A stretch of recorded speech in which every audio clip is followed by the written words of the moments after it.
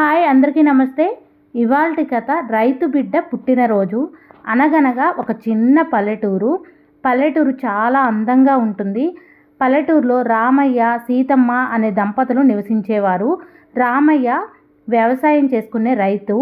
వ్యవసాయం చేస్తూ ఉంటాడు. రామయ్యకి 2 పిల్లలు. చాలా తెలివైన వారు, బాగా చదువుకునేవారు. రామయ్య తెల్లవారుజామునే లేచి పొలానికి వెళ్ళేవాడు. సీతమ్మ వంట చేసి ఇంట్లో పని చేసుకొని పిల్లల్ని చూసుకుంటూ ఉండేది. రామయ్య పొలం చాలా బాగుంటుంది. ఒకరోజు రామయ్య సీతమ్మ ఇద్దరు కూర్చొని ఉంటారు. సీతమ్మ రామయ్యతో ఇలా చెప్తుంది. ఏమయ్యా, మన పాప పుట్టినరోజు దగ్గరికి వస్తుంది అని సీతమ్మ రామయ్యతో చెప్తుంది. రామయ్య, నా దగ్గర డబ్బులు లేవు. అయితే సీతమ్మ మన పాప పుట్టినరోజు ఎలా అయినా చేద్దామని అంటుంది. మధ్యతరగతి వాళ్ళ కష్టాలు ఇలానే ఉంటాయని రామయ్య అనుకొని, సరే మన పాప పుట్టినరోజు ఏదో ఒక విధంగా చేద్దాంలే అని సీతమ్మకి మాటిస్తాడు. రామయ్య, నా దగ్గర డబ్బులు లేవు, పిల్లలకి బట్టలు తేవాలి, అలానే ఆడుకోవడానికి బొమ్మలు, స్కూల్ ఫీజు కట్టాలి కదా, ఇప్పుడు డబ్బులు ఎక్కడి నుంచి వస్తాయా అని ఆలోచిస్తాడు. అప్పుడు రామయ్యకి ఒక ఆలోచన వస్తుంది.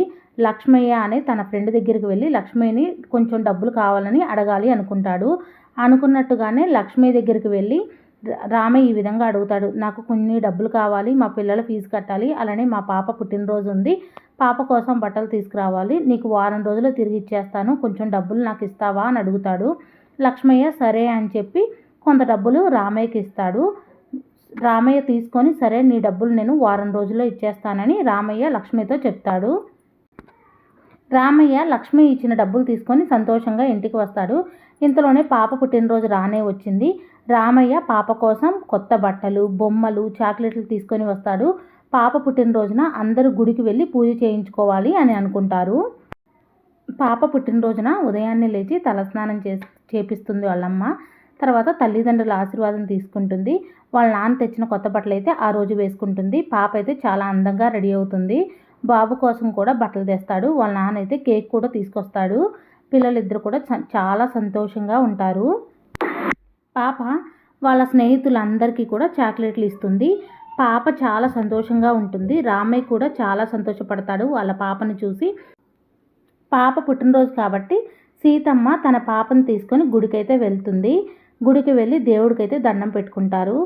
తల్లి కూతురు ఇద్దరు కూడా చాలా సంతోషిస్తారు. గుడిలో ఒక 10 నిమిషాల పాటు టైం గడిపి దేవుడికి మనస్ఫూర్తిగా దండం పెట్టుకొని ఇంటికైతే వచ్చేస్తారు. సాయంత్రం సమయంలో అందరూ కలిసి కేక్ అయితే కట్ చేస్తారు.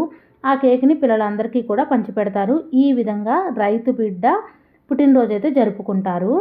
అయితే లక్ష్మయ్య దగ్గర తీసుకున్న డబ్బులు కొన్ని ఫీజు అయితే కడతాడు. అలానే పిల్లలకి బట్టలు, చాక్లెట్లు, కేక్ అయితే తెస్తాడు కదా రామయ్య. మళ్ళీ లక్ష్మయ్యకి వారం రోజుల్లో డబ్బులు ఇస్తానని చెప్తాడు కదా. రామయ్య లక్ష్మయ్య దగ్గర తీసుకున్న డబ్బులు తిరిగి ఇచ్చేయాలని, వారానికి ఇచ్చేస్తానని చెప్పాడు కదా, ఎలా ఇచ్చేయాలని ఆలోచిస్తూ ఉంటే పంట దిగుబడికి వచ్చింది. పంటని అమ్మిన తర్వాత ఆ డబ్బులు అయితే తిరిగి లక్ష్మయ్యకి అయితే ఇచ్చేస్తాడు. ఒకరికి అవసరం వచ్చినప్పుడు ఇంకొకరు సహాయం చేసుకోవాలి. అలా రైతు బిడ్డ పుట్టినరోజు అయితే ఇలా జరిగింది. లక్ష్మయ్య రామయ్యకి సహాయం చేయడం వల్ల తన పాప పుట్టినరోజు అయితే చాలా సంతోషంగా చేయగలిగాడు. డబ్బులు శాశ్వతం కాదు. ఒక్కొక్కసారి మన దగ్గర డబ్బులు లేకపోయినా సరే కొన్ని చేసుకోవాల్సి వస్తుంది. మన దగ్గర డబ్బులు ఉన్నా సరే కొన్ని పనులు అయితే చేయలేము. ఒకరికొకరు సహాయం చేసుకోవాలి. లక్ష్మయ్య చేసిన సహాయం వల్ల రైతు బిడ్డ అయిన రామయ్య కూతురు పుట్టినరోజు చాలా బాగా జరిగింది. పాప హ్యాపీగా ఉంది. రామయ్య, సీతమ్మ, పాప, బాబు అందరూ హ్యాపీగా ఉన్నారు. ఒకరికి ఒకరు తప్పకుండా సహాయం చేసుకోవాలి. ఇది ఇవాల్టి కథ. నా కథ మీకు నచ్చిందా? ఈ స్టోరీపై మీ అభిప్రాయాన్ని కామెంట్ రూపంలో తెలియజేయండి. మన ఛానల్ని ఫస్ట్ టైం చూస్తున్నట్టయితే సబ్స్క్రైబ్ చేసుకోండి, లైక్ చేయండి, షేర్ చేయండి, కామెంట్ చేయండి. Thank you for watching. Bye అండి.